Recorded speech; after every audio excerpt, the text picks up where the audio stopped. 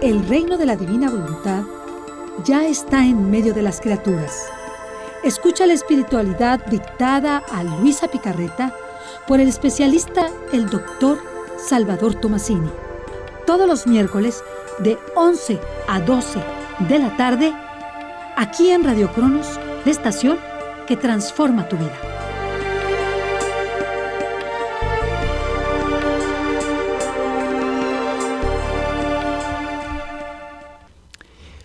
Bueno, pues muy buenos días. Buenos días, Bere. Qué gusto volverte a ver por aquí. Gracias, buenos días, doctor. Buenos días a todos. Buenos días. Ale, buenos días. Hola, buenos días, doctor. ¿Cómo están? Muy bien, muchas gracias. ¿Usted qué tal? Qué bien. Muy bien también, muy bien. Y pues vamos a seguir con nuestros temas sobre la divina voluntad, ¿sí? Yo quisiera en esta ocasión referirme no propiamente a la divina voluntad, no un tema específico de ella, sino más bien ver los peligros de la divina voluntad. Sabemos que ha habido muchas malas interpretaciones, o sea, de muchas personas sobre esto, que hay mucha, ¿cómo diríamos?, reticencia para aceptar la divina voluntad en algunos medios, debido a estas malas interpretaciones. No sé si ustedes hayan tenido contacto con alguna de estas ideas raras que hay por ahí. No, en realidad a mí no me ha tocado. Sí, no mucho. No mucho. Bueno, si entendemos que vivir en la divina voluntad es vivir la vida divina y que la vida divina se manifieste a través de la criatura, quizá podamos entender un poquito qué es el fundamento de los errores. Uno de los principales errores es la no necesidad de los sacramentos. Y sobre todo del sacramento de la Eucaristía. Porque se menciona y se dice, bueno, si ya la vida divina, la vida de Jesús está en nosotros, si la vida de Jesús está desarrollándose en nosotros, prácticamente ya no tendríamos ninguna necesidad de ir a comulgar, o sea, para recibir la vida eucarística, puesto que en nosotros mismos está la vida de Jesús, ¿no? Y en cada acto nuestro se está multiplicando una vida de Él. Y esto lo hemos oído en muchas partes, incluso, lo voy a decir así, en sacerdotes que se dedican a esparcir este conocimiento de la divina voluntad. No sé ustedes qué opinen. O sea, ya me dijeron que nunca lo han oído, pero ahorita que lo oyen de primera intención. Sí, no, yo creo que nada, absolutamente nada que esté dentro de la religión va a hacer jamás o nunca a minimizar o a pensar que los sacramentos no son parte importante de la vida. Y en la divina voluntad precisamente es eso, recurrir a los sacramentos, porque a través de ellos también son esos actos hermosos, esos actos amados, y pienso que es igual, la propuesta de la divina voluntad es a través de los sacramentos, nada más que ahora vivirlos bajo esta nueva perspectiva, esta nueva propuesta, esta nueva luz, ¿no? Que conscientemente cuando vayamos a recurrir al sacramento de la Eucaristía, lo hagamos con esta conciencia, con este nuevo conocimiento ya integrado. Ofrecer cada paso que demos, el comulgar mismo como un acto divino, como un acto que se agrega.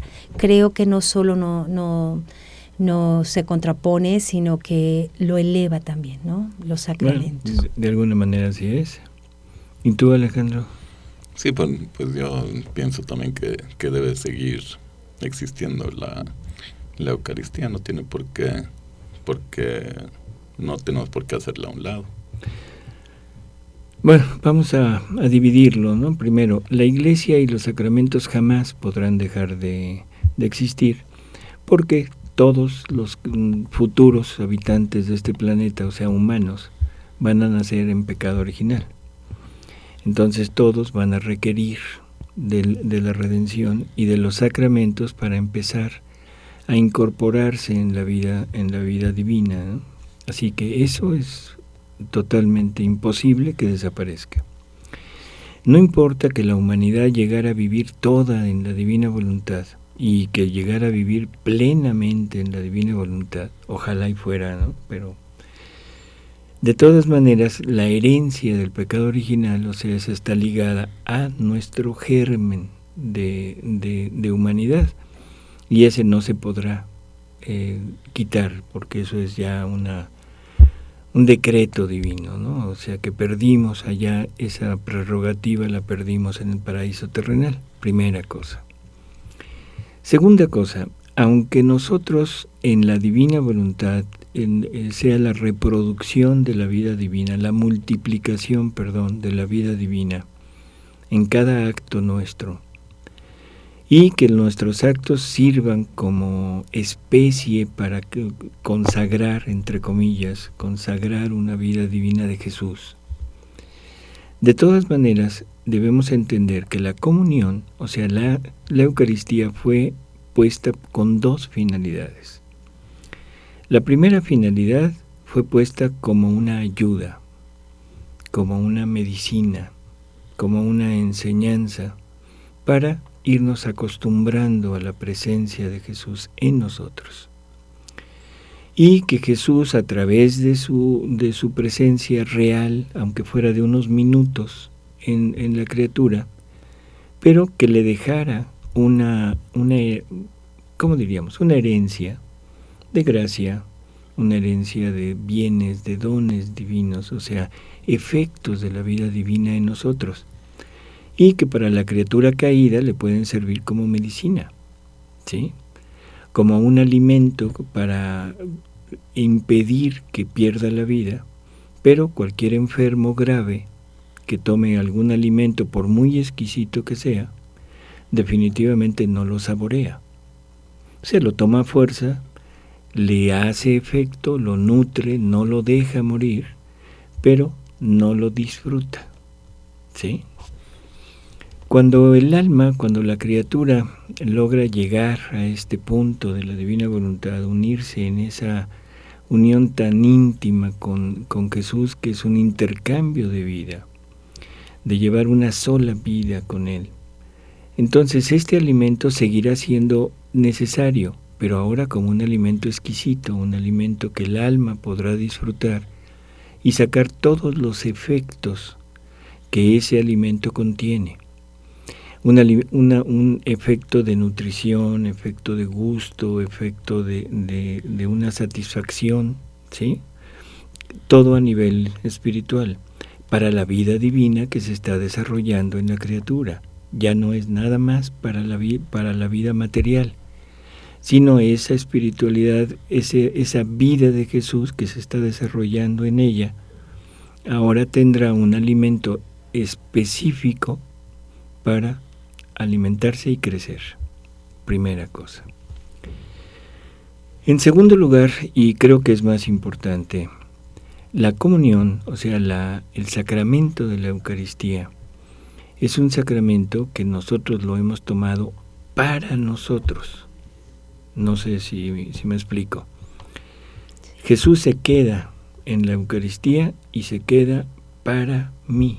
Todo el beneficio va a ser mío, ¿sí? Uh-huh. Pero nunca hemos pensado en lo que Jesús está padeciendo o está pasando en la Eucaristía.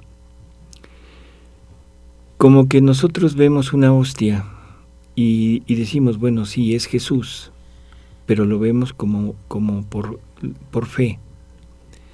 Pero en realidad estaremos entendiendo qué está pasando con ese Jesús que está ahí adentro.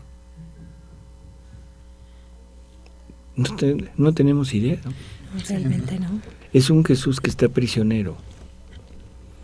Es un Jesús que la especie, o sea, la hostia en sí misma, el pan, no le está dando ninguna posibilidad de moverse, ninguna posibilidad de hacer nada, absolutamente nada. Es una hostia muerta. No le da un te amo. No le da un acto de compañía. Y digo acto de compañía porque compañía es compartir. Entonces la hostia, el pan o el vino no le están dando esa posibilidad, ¿sí? Entonces es un Jesús prisionero, aislado, inmovilizado y que está sujeto, está sufriendo ahí su pasión, ¿sí? Y esto creo que lo podemos medio ver, entrever un poquito con los milagros eucarísticos. El milagro eucarístico siempre es un pedazo de la hostia que se convierte en carne y que generalmente es tejido cardíaco y es un tejido cardíaco sangrante, ¿sí? O sea, es figura o es representación de la pasión que Jesús está sufriendo ahí. Es un Jesús que está prisionero, que está a la vista de todos, que está esperándonos, que se quedó para llegar a nosotros. Y lo que más obtiene es indiferencia. O sea, indiferencia de las personas que van incluso ahí con Él. En una misa, o sea, ahí está Jesús y la mayor parte de las personas no acude a la invitación de Él, de haberse quedado en la hostia para decir, vengo a ti, vengo a darme. Es un Jesús que sufre no solo la indiferencia, sino las ofensas, ¿sí? O sea, las malas actitudes enfrente de Él, en fin. Entonces, esto tenemos que entender que es un Jesús prisionero, que acepta quedarse en la prisión, ¿para qué? ¿Cuál será la finalidad de este Jesús prisionero en la hostia? Para entrar en nosotros y allá encontrar la libertad, movimiento. Para que la criatura lo libere. Para que la criatura lo libere. Para eso se quedó ahí. Y muchos simplemente se conforman con postrarse delante de. ¿Sí? No digo que esto sea malo, o sea, la Eucaristía merece adoración, por supuesto que sí. Pero la finalidad de la Eucaristía no es que lo adoren, sino es que lo liberen. Que lo liberen de esa prisión donde se queda por amor a nosotros, para llegar a nosotros por amor. Entonces ahora nosotros deberíamos de entender que Él es un Jesús anhelante, así que anhela que vayamos a recibirlo. ¿Sí? Bueno. Y ahora yo pregunto, ¿y quién le paga a Jesús por todo lo que Él sufre en la Eucaristía? ¿Quién se ha tomado el tiempo para pensar que si Jesús está ahí, está sufriendo no solo su pasión, sino no solo la prisión, sino las ofensas y la indiferencia de las personas que están enfrente de Él? A veces las ofensas de la persona que lo consagra, porque eso lo dice en Luisa, que hay veces que tiene que descender en las manos de alguien de manos sucias, enfangadas, ¿sí? Y la pregunta es, bueno, ¿quién le paga? Nadie. Sí, no. Llegamos, lo recibimos, o sea, y agradecemos, en fin. Le pedimos. Pero generalmente pedimos. O sea, vamos a comulgar y llevamos nuestro papiro, sí. así junto, nuestro Petitorio. pliego de peticiones, ¿verdad? Y Jesús esto y Jesús lo otro. Y Jesús se queja amargamente de eso, se queja amargamente de la soledad en la que lo dejamos en el sacramento de la Eucaristía. La única persona, la única alma que le puede pagar a Jesús es el alma que vive en la divina voluntad. ¿Por qué es la única que le puede pagar en la medida? O sea, yo sé que ha habido muchas almas santas que se conmueven, que le agradecen, que lo reparan y todo por estar ahí en la Eucaristía, pero son actos humanos. Ahora, con esta parte de la intercambio de vida, la persona que vive en la divina voluntad le puede dar a Jesús el pago, pero el pago divino. Y hay que entender el por qué Jesús se comulga a sí mismo allá en la última cena. O sea, Jesús parte el pan y toma él el pan. ¿Por qué lo toma? Para pagarse por todos, primero pagarle al Padre por haber permitido que Él se quedara en la Eucaristía. Y segundo, para pagarse a sí mismo por el amor, por el desamor de toda la humanidad, para darle el honor, la gloria y todo lo que se debería de haber dado a todas las vidas de Él que sacó en ese momento para ponerlas en la Eucaristía. Y Él dice algo que realmente vale la pena repetirlo. Dice que Él sacó tantas vidas de Él como para alimentarnos a nosotros, cuando menos como las veces que alimentamos a nuestro cuerpo. O sea, las veces que alimentamos a nuestro cuerpo depende de en qué nación estemos. Hay unas que comen una vez, hay otras que comen 2, otros comemos 3 y otros comen hasta 5. Entonces, Él quisiera estarse dando continuamente. Entonces, Él es el que se pone a la cabeza de toda la humanidad para, desde Él, con su comunión, ponerla al frente de cada comunión de criatura, para darle el honor, la gloria, la adoración que Él necesita recibir como pago. Bueno, pero eso es Él. Y como no lo sabemos, ni siquiera tenemos esa cuidado de decir, bueno, Señor, me uno a tu comunión. Pero el alma que vive en la divina voluntad es la única que puede hacerlo, porque es la única que puede tomar la comunión de Jesús como propia y ofrecérsela. Y ahora, ¿qué pasa? Que el acudir a la Eucaristía, a la comunión, ahora ya no es para mí, es para Jesús. Es para Jesús, para darle a Jesús todo el amor, toda la reparación que merece. ¿Sí se entiende? Sí. O sea, es Jesús pagándole a Jesús. Es Jesús pagándole a Jesús. Y el único Jesús que puede pagarle a Jesús es el alma que vive en la divina voluntad. Y tomar esa comunión de Jesús, hacerla propia y dársela a Jesús como propia. ¿Sí? Bueno, entonces ya tenemos 3 cosas que son necesarias para decir que la comunión no puede ser quitada. La primera es que toda la humanidad que venga en el futuro, todos nacerán en pecado original y todos necesitarán de la redención. Segundo, el alimento que tomamos en la Eucaristía es un alimento que vamos a tomar, pero ya no como enfermos, sino como sanos, y que podamos deleitarnos con el alimento y que este alimento realmente sirva para lo que debe servir, que es para alimentar la vida divina que tenemos en nosotros.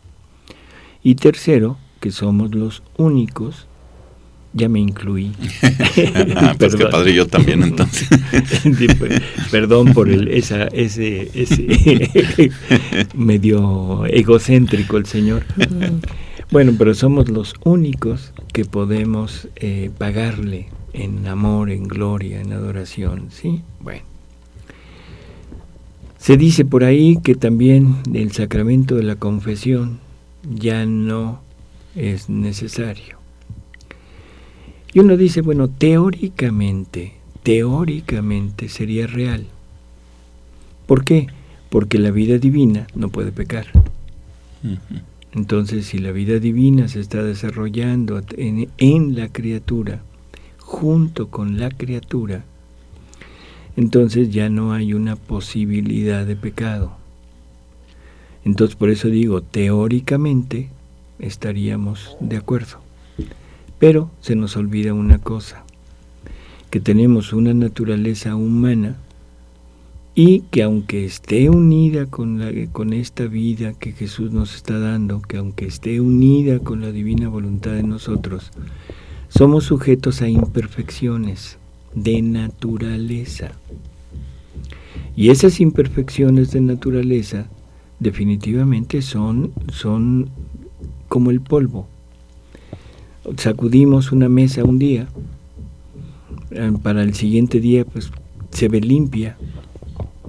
A los 3 días, bueno, ya como que se le ve un poquito una capita de polvito. A las 2 semanas ya es un mugrero, ¿sí? O sea, se va acumulando.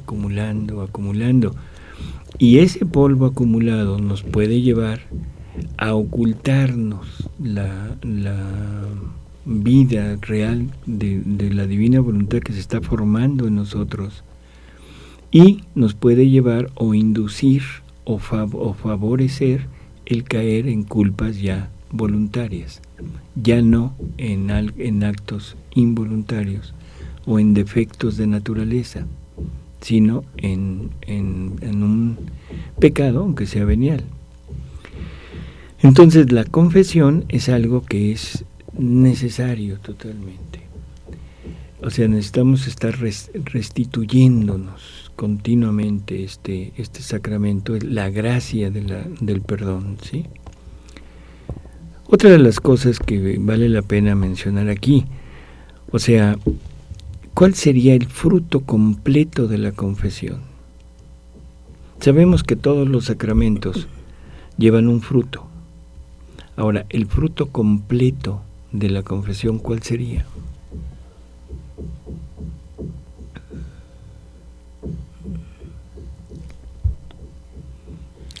No, el silencio no es el fruto completo. Perdón. No Podría sé, ser... recuperar la gracia. Siguiendo un poco, bueno, eso es lo que yo creería, hacer este acto desde esta humanidad que reconocemos que es imperfecta, pero uniendo esta humanidad imperfecta a actos de amor, hacerlo en la conciencia de la divina voluntad, ¿no? Es lo que yo creo. Sí, o sea, el fruto completo del sacramento sería el no volver a pecar. Okay. O sea, creo que eso sería como el punto culminante, ¿no? Uh-huh. Pero algo que es muy curioso, en los escritos de Luisa, o sea, Luisa es una persona que está cada día más cerca de él, o sea, es una convivencia íntima. Y cada día se siente más mala. Entonces, ¿qué es lo que está pasando? Que entre más cercanía tenemos con la divinidad, más notamos nuestra imperfección, ¿sí? Entre más lejanos estamos de la divinidad, más nos sentimos buenos. Y puede ser que llegue yo a decir, no, pues yo soy bueno, yo no hago nada, yo no peco, yo no... ¿Pero por qué? Porque estoy muy alejado, prácticamente estoy vivo en tinieblas, y entonces me veo nada más a mí. En la medida que esas tinieblas se van quitando, me voy acercando a la luz, voy viendo más mis imperfecciones. En el momento en que llego a estar total y absolutamente unido con Él, ahí me voy a dar cuenta de que me falta muchísimo. Y esas imperfecciones es algo como el polvo que habíamos dicho al principio. No son voluntarias, no son voluntarias, ¿sí? Pero de todas maneras, el sacramento de la confesión sería conveniente el frecuentarlo, o sea, con cierta regularidad, para, ¿cómo lo diríamos? En términos actuales, actualizar la gracia. Claro. ¿Sí? O sea, hay una nueva, ¿cómo se llama? Para los programas que se actualizan por internet, una nueva versión. Ah, sí. Entonces, el sacramento de la confesión también es necesario. Y sobre todo, si tenemos la desgracia de caer, el modo, el medio eficaz de restituirnos a la gracia, pues es el sacramento de la confesión. Así.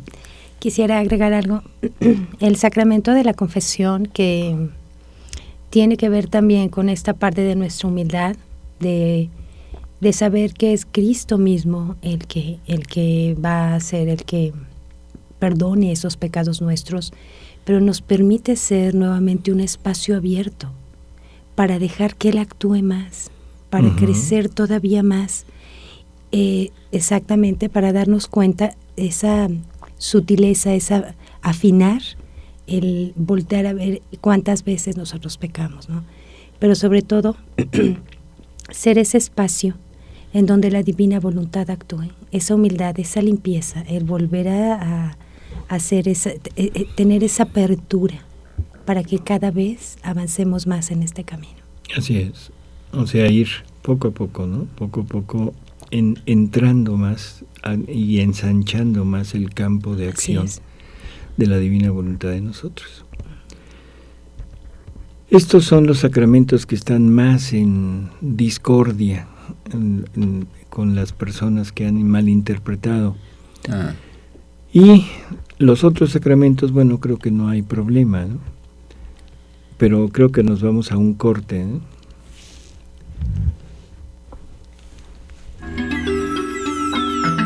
Radio Cronos. Regresamos. Visita nuestra página www.radiocronos.com. ¿Falta de liquidez en su parroquia? Mausoleum, empresa líder en el diseño, fabricación e instalación de nichos y criptas, le ofrece una alternativa de bajo costo. Lo visitamos y asesoramos en toda la República sin compromiso. Permítanos desarrollarle un proyecto en el cual podrá obtener grandes beneficios económicos a corto plazo y servir a su comunidad. Visite nuestra página en www.mausoleum.com.mx o llámenos sin costo al 01800 624 7282. También puede buscarnos en Facebook y Twitter. Cómodos planes de financiamiento de hasta 12 meses. ¿Por qué usar implantes de metal cuando hay nuevas técnicas para que luzcas una dentadura perfecta? En Polanco Dental Center te ofrecemos la tecnología estética de última generación para que luzcas una sonrisa perfecta. Con nuestros implantes de circonia, también ponemos a tu disposición limpieza dental ultrasónica, terapia láser para diversos padecimientos, eliminación de manchas sin dolor, ortodoncia invisible y mucho más. Contamos con nuestro propio laboratorio dental, Polanco Dental Center. Estamos ubicados en Ejército Nacional número 404, departamento 304 en Polanco. Llámanos a los teléfonos 5545-0028, 5545-0157 y 5545-9717 y obtén una consulta de valoración gratis. Polanco Dental Center. Nuestros hermanos mexicanos necesitan de ti y de Dios. Los estados de Guerrero, Michoacán, Jalisco, Veracruz, Oaxaca y Tamaulipas han sido azotados por varios huracanes. Ayuda a nuestros hermanos depositando al número de cuenta 0404-0404-06 de Banamex. Recuerda, puedes llevar artículos de aseo personal, agua embotellada, comida enlatada y ropa limpia a la Cruz Roja Mexicana y el DIF Nacional. Oremos por ellos y unámonos por México.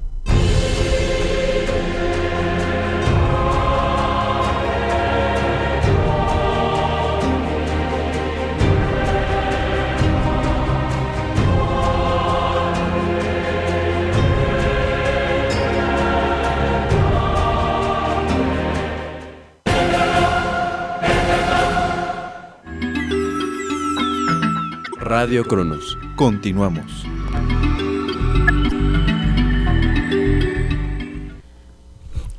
Bueno, pues vamos a continuar con nuestros errores de interpretación. Entonces, como decíamos, o sea, los otros sacramentos pues no son realmente, no entran en controversia, ¿no? El bautismo es el sacramento de iniciación. o sea, el sacramento que nos injerta nuevamente en Jesús, así que ese pues no hay forma de poderlo poner en entredicho. La confirmación prácticamente estaríamos igual. En cuanto al matrimonio, bueno, pues eso también es Jesús dice que algo muy curioso sobre el matrimonio que creo que vale la pena mencionar. Dice que él, bueno, la divinidad, debido a la dureza del hombre, o sea, porque él cuando creó a la humanidad no formó una pareja, no hizo matrimonio, no hizo un sacramento, no hizo nada, simplemente los unió. Pero que debido a la dureza del hombre ha tenido que ir haciendo modificaciones, y la primera modificación fue el libelo de repudio que le dio a Moisés para evitar males mayores, ¿sí? ¿Qué males mayores? Bueno, pues probablemente, o sea, el maltrato, incluso quizá la agresión con peligro de la vida de la mujer, o el denigrar a la mujer y a los hijos con otras mujeres, en fin. Pero dice que cuando él viene a la tierra, viendo la dureza del hombre y que no había servido aquello, ahora nos da una ayuda más, y que es el sacramento del matrimonio. Pero es una ayuda a la concupiscencia, a la libidine de nosotros, ¿sí? Es interesante este punto de vista. ¿Por qué una ayuda? Bueno, porque un sacramento se supone que deberíamos de tenerlo muy en presente como algo sagrado, como es, y que es un compromiso hecho ante Dios para ser fiel, para tener una familia, y que si en un momento dado las condiciones, ya sea sociales, económicas, personales, como sea, no que nos impidan, pero lo lógico sería limitar la descendencia. Bueno, ahí está la castidad, porque en realidad fuimos creados para ser castos, ¿no? Lo que hablábamos en alguno de los programas de las miserias, que son parte nuestra, y que es con la finalidad de lograr establecer una virtud. Entonces, nuestro instinto sexual, nuestra atracción sexual nos debe de servir como un estímulo para usar la castidad y crecer en la castidad, no en la bestialidad. ¿Sí? O sea, el hombre decide qué tipo de vida, pero bueno.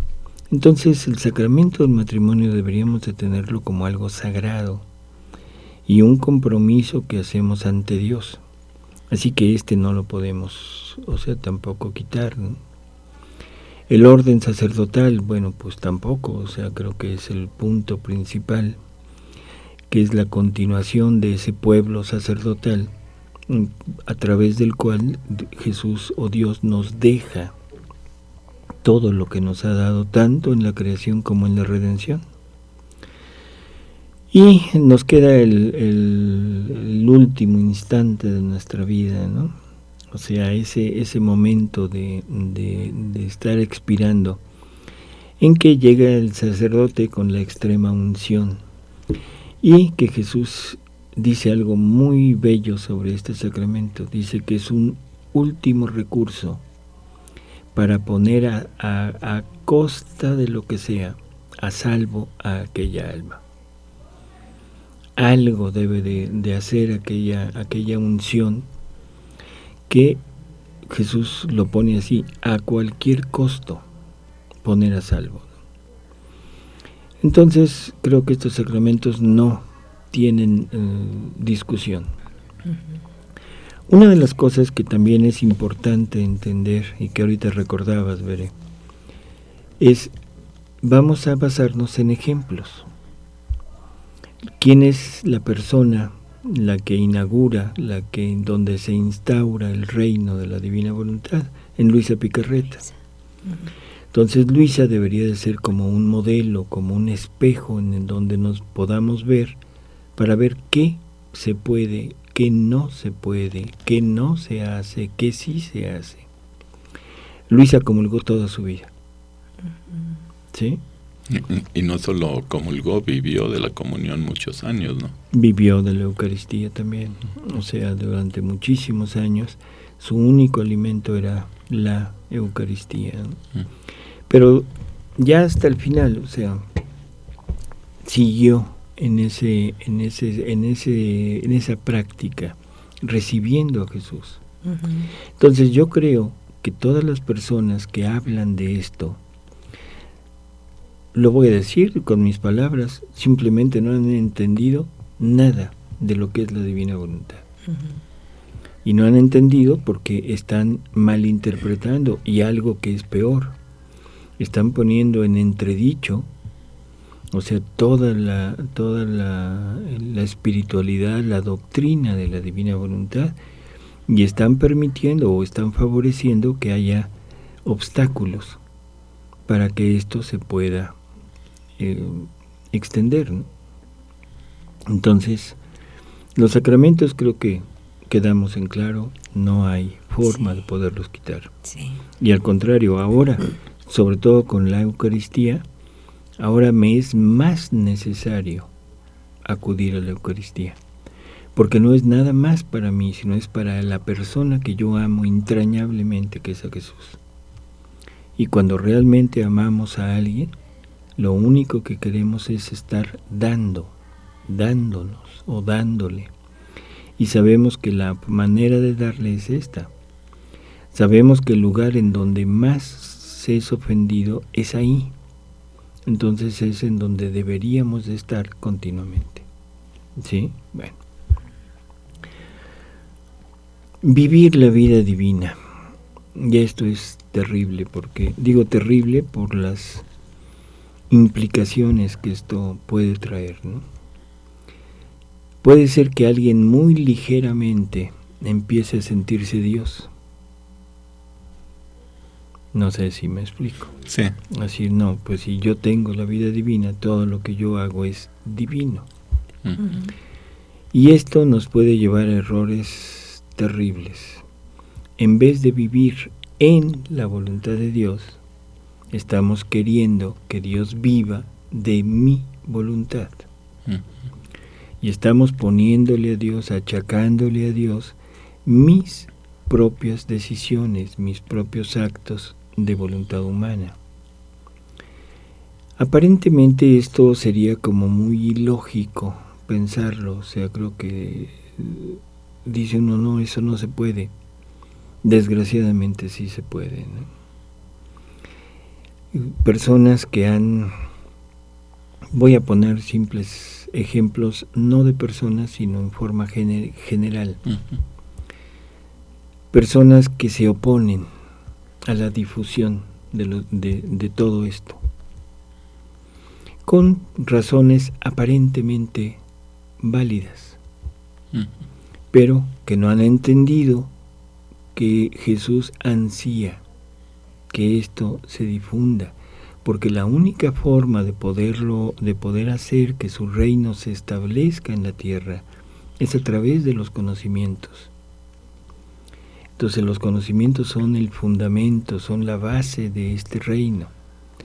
Y alguien que se oponga a la difusión de estos conocimientos se está oponiendo al deseo de Dios de establecer su reino. Primera cosa.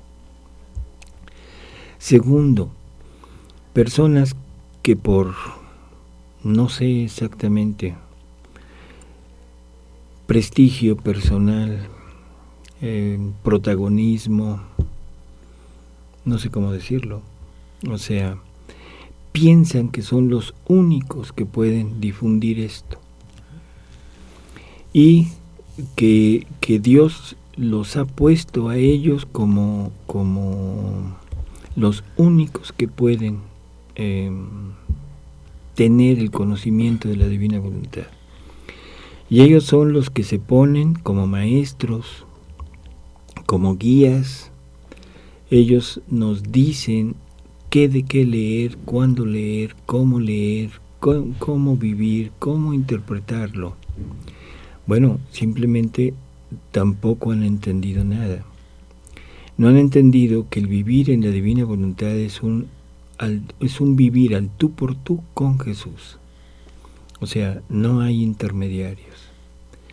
Y eso Jesús se lo dice a Luisa: para vivir en mi voluntad no se necesita nada.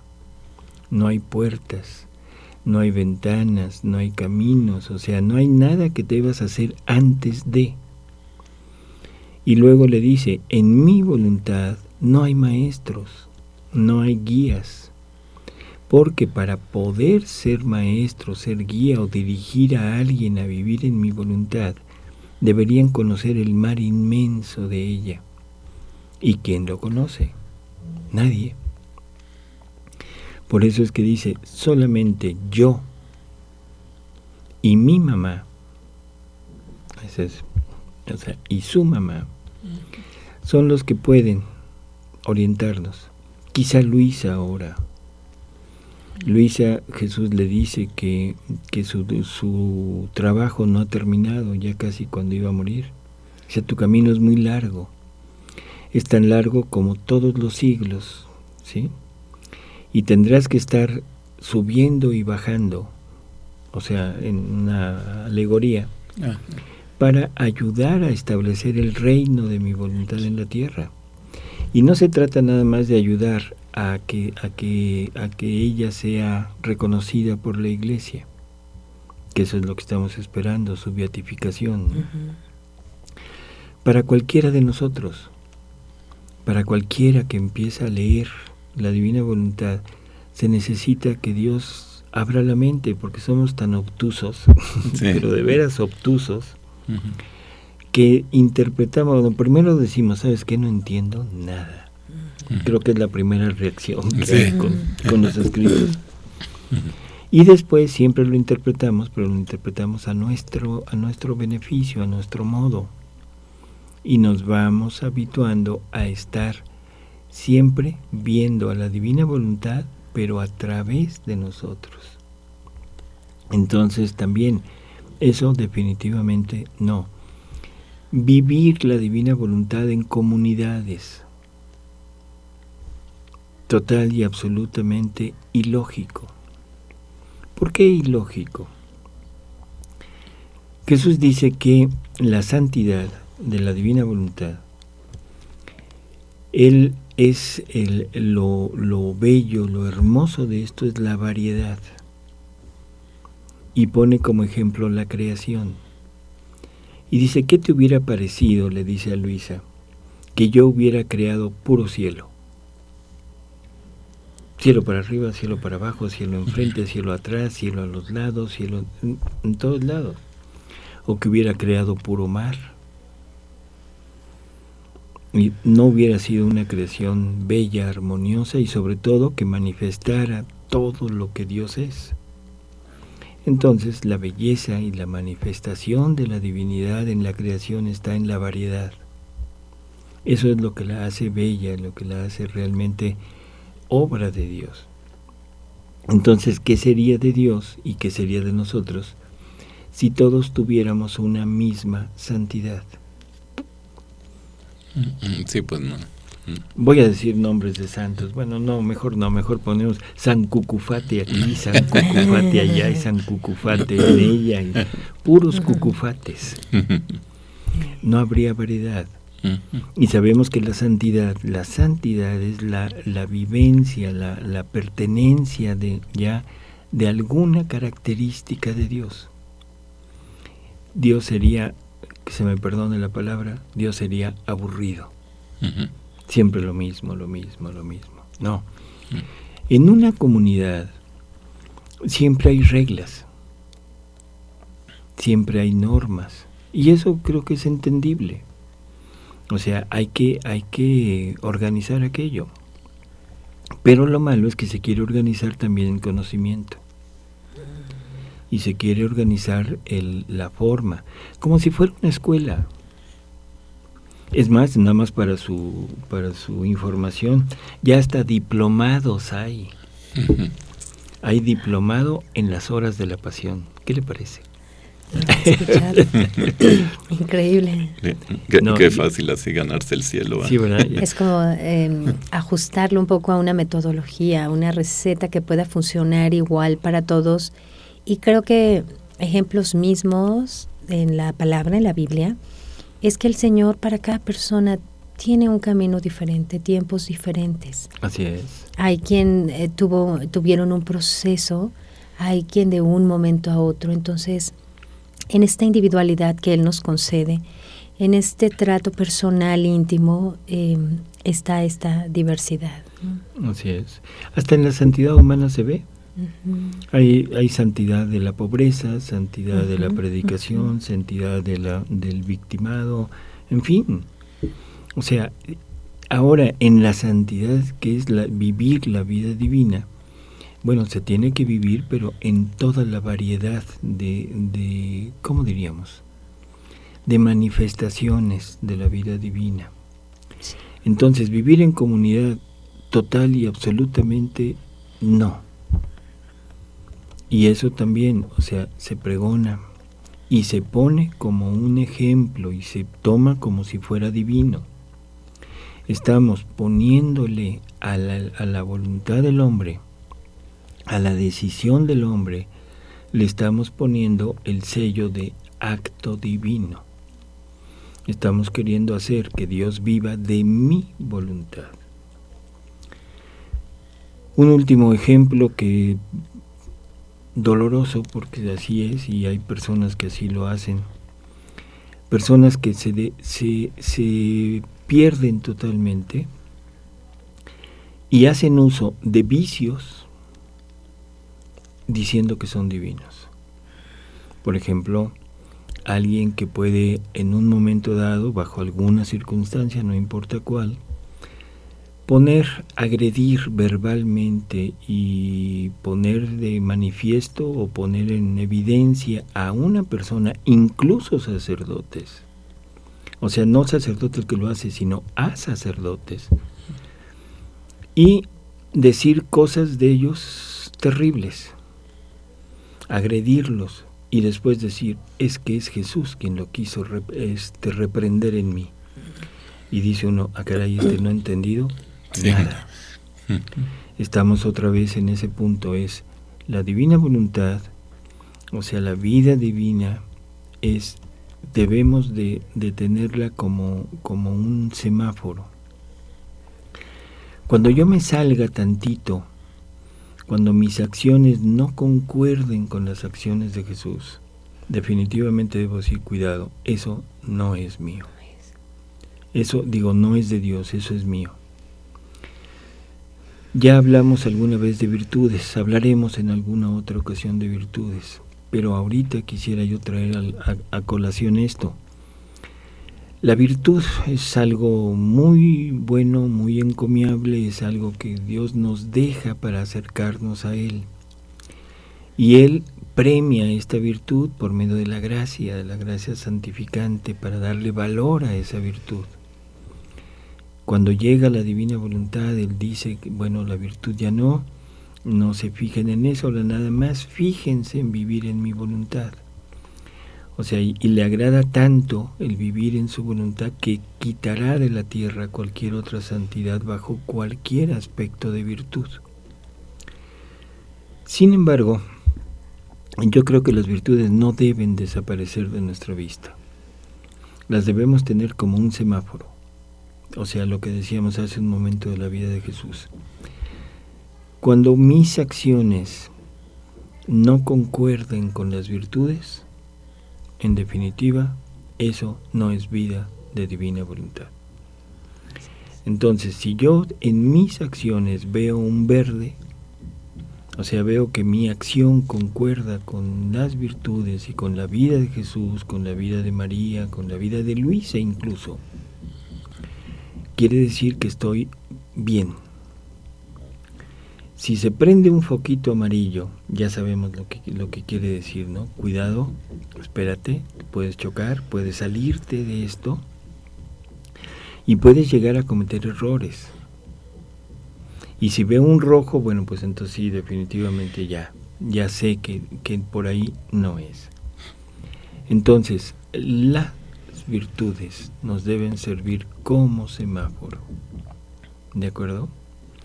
El ejemplo de la vida de Jesús nos debe servir como semáforo. Yo no puedo decir que estoy exhibiendo a alguien, agrediéndolo verbalmente, exponiéndolo, abriendo todas sus miserias, cuando hay un evangelio que me dice, hombre, pero ¿por qué te fijas en la paja del ojo ajeno y no te fijas en la viga que tienes en el tuyo?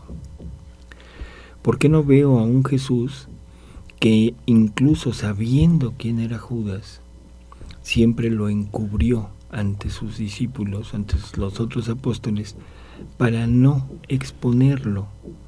Primero, no ridiculizarlo, no abrirlo y limitar un poquito la acción de los otros hacia él y impedir el acto en los otros de juzgar y de sentir deseos de agresión, de venganza, de todo. Ese es un Jesús que es misericordioso, que es bondadoso, que es amor. Es un Jesús que encubre, no un Jesús que descubre. En fin, tengamos mucho cuidado, ahí sí estoy totalmente de acuerdo. Debemos tener mucho cuidado con lo que interpretamos. Sí. Y algo que, bueno, cuando menos yo siempre repito, y para mí es una norma así. Lo que yo esté pensando sobre la divina voluntad, no importa lo disparatado que sea, lo debo afirmar con los escritos. Okay. Si esto que estoy pensando no está en los escritos, definitivamente lo debo descartar. O sea, mi norma de conducta van a ser los escritos. Puede ser que piense cosas fabulosas y diga yo, no, esto es producto de mi mente desquiciada que anda aquí haciéndome locuras. Pero si está en los escritos, pues entonces digo, bueno, pues ni modo, así es. Esto es.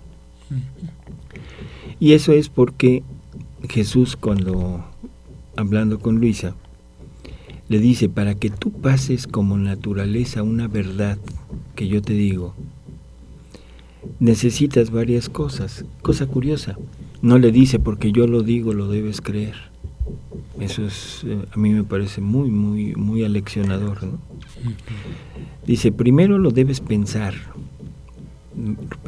rumiarlo, o sea, pensarlo, dejarlo un rato, volverlo a traer al consciente.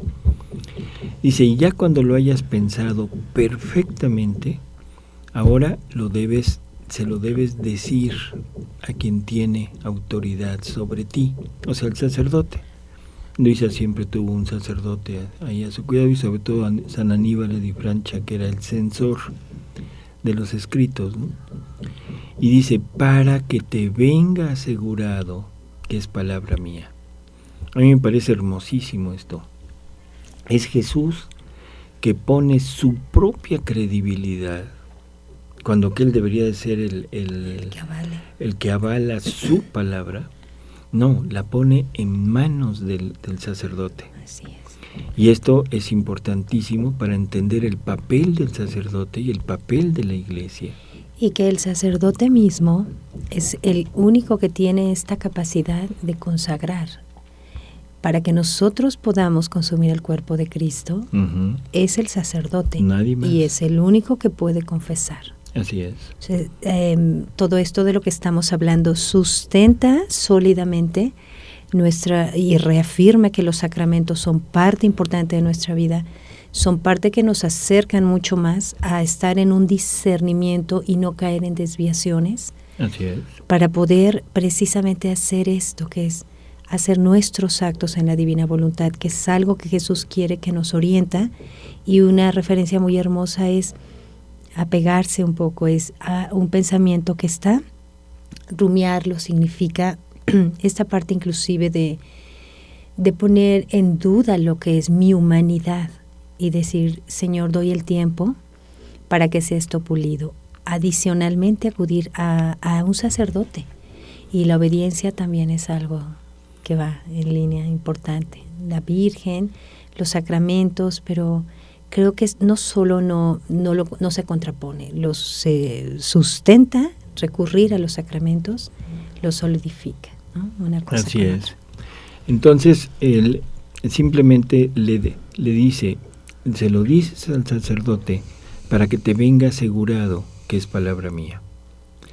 Entonces, ahora nosotros, conozco la verdad, la pienso, la repienso, la vuelvo a pensar y luego ya no se la necesito decir a nadie.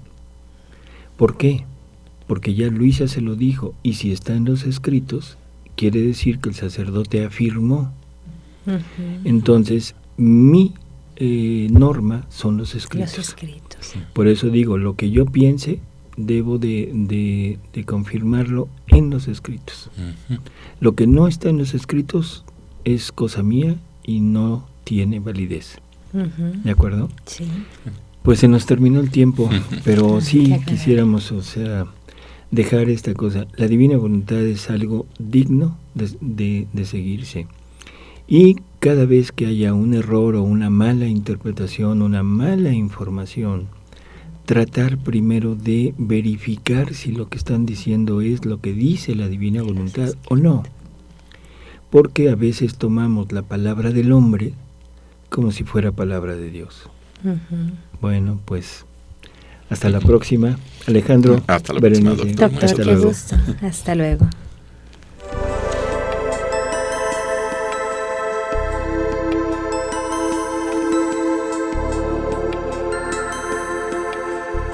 El reino de la divina voluntad ya está en medio de las criaturas. Escucha la espiritualidad dictada a Luisa Picarreta por el especialista, el doctor Salvador Tomasini. Todos los miércoles de 11 a 12 de la tarde, aquí en Radio Cronos, la estación que transforma tu vida.